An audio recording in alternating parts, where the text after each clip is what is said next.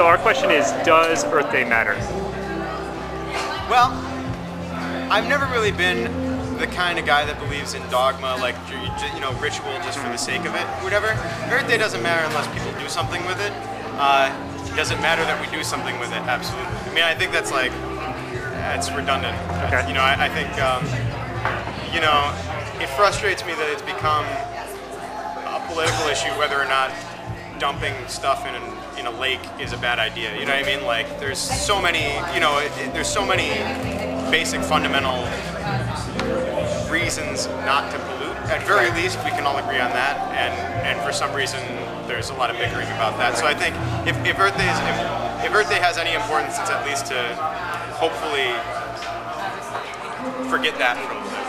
Okay. So what could we do instead that might be more effective? Or there's so many things. I mean, one of the big problems is that we have a lot of the answers right now. It's just changing over the infrastructure, and it's convincing. I think it comes down to a consumer level, convincing people who produce anything, who produce any materials that it behooves them to utilize so-called green methods, because it's one of those things where if we buy it, it ends up. It's like you look at any industry listens to the consumer.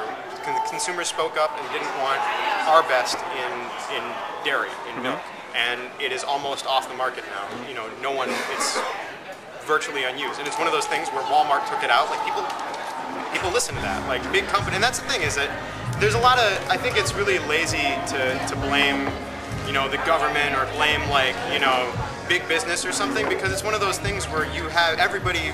We are all of those things. Everybody works for some company. Everybody votes. Everybody's part of the government, right? Like in their own way. So if things are happening that you disagree with, it's. I'm not necessarily saying it's anyone's fault, but it's the fact that there's not enough of you out there. There's something you disagree with. That's all. So Earth Day 2020, what do you think that looks like?